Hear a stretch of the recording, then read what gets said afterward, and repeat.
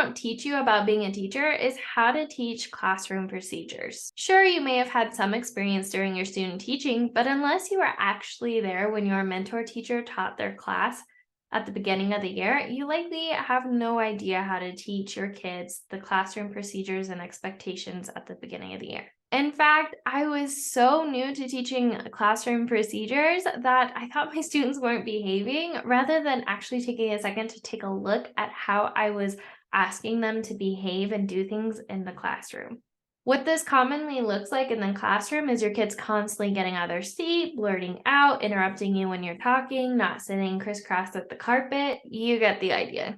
And I'm guessing what your solution has been is scrolling Instagram, Pinterest, or TikTok looking for the latest classroom management tips to help you around this. And how do I know? Because I did the exact same thing. Instead, what you need to be doing is looking at your classroom procedures and how you are teaching your kids. So if you can relate to any of this, hang tight because in this video, I'm going to share with you the top 3 mistakes I made teaching kindergarten classroom procedures for years. That way you don't have to learn the hard way like I did. Before we get started talking about the mistakes I made when I first started teaching classroom procedures, I want to give you a little background on my experience with classroom procedures.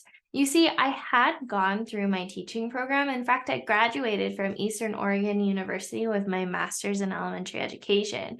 And I did complete a placement for a year. But the problem was, by the time I joined, my mentor teacher had already taught the classroom procedures at the beginning of the year, so I'd completely missed everything, and that left me guessing on how to do it. During the second placement in the middle of the year, those kids had already been trained too, so I had no idea what it should look like at the beginning of the year. So what did I do? I guessed, and it wasn't until I met this lovely person online. You've heard me talk about her before because she is just amazing, and it's lovely Miss May from One Fab Teaching. I will put some of her videos or her channel down below, but she was one of the first teachers I saw online actually talking about how to teach classroom procedures. After watching her videos, I started experimenting with how to teach procedures in the classroom, and I took some of what she taught me and kind of made it my own and mixed things up a bit and kind of expanded on it. Along this journey, I started realizing that I was teaching classroom procedures, especially in my kindergarten classroom, very, very wrong. So here are the top 3 mistakes I was making while teaching classroom procedures in my kindergarten classroom. The first mistake I was making when teaching classroom procedures is I wasn't modeling to my kindergartners what it should look like and sound like. If anything, I was just telling them what to do and expecting them to understand what I was wanting them to do. It's like I would tell them once and I expected them to do everything perfectly.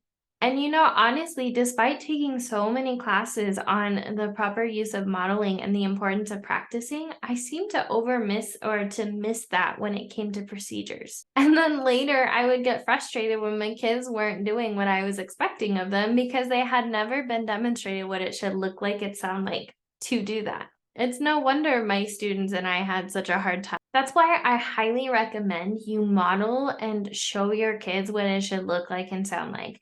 Actually get up and teach them and show them what it should look like and sound like. Have them model it too. Have them model it the wrong way and then have them practice again. Practice makes perfect here, and modeling is super important. The next mistake I was making while teaching my kindergarten classroom procedures was I wasn't providing a visual. After I told my students once what I was expecting them to do, I would expect them to remember it unless I gave them a verbal redirection or a verbal reminder on what they should be doing.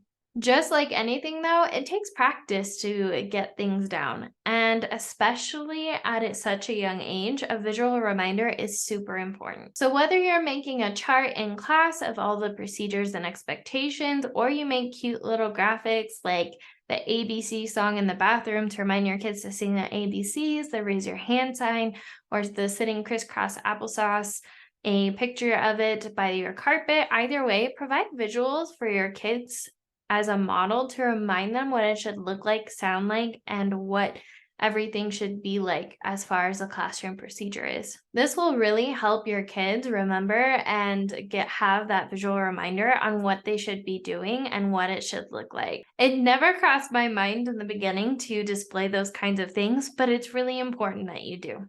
The next mistake I would make while teaching kindergarten classroom procedures is I wasn't reviewing with my kids.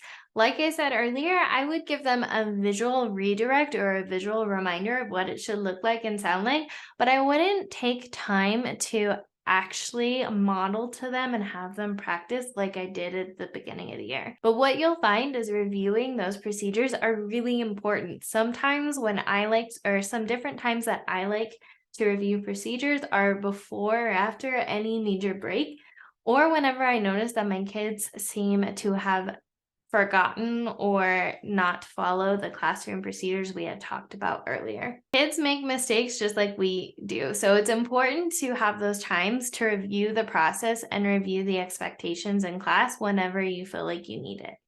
I know this may seem tedious, but it's really important that you take this step of reviewing because it's really going to minimize some of the disruptive behavior you're having in class. Those were the 3 top mistakes I made while teaching kindergarten classroom procedures. I hope you enjoyed this video. If you did, I would really appreciate if you can give it a like and subscribe to this channel so you can hear more about teaching primary, specifically kindergarten. And if you are new to teaching primary, I highly recommend you check out this guide where I answer your top 10 questions about teaching the primary grades. Thank you so much for joining me, and I will see you next time, teacher bestie. Bye. I don't want to do the work today. I don't want to do the work. I don't want to do it anymore. I don't want to do it anymore.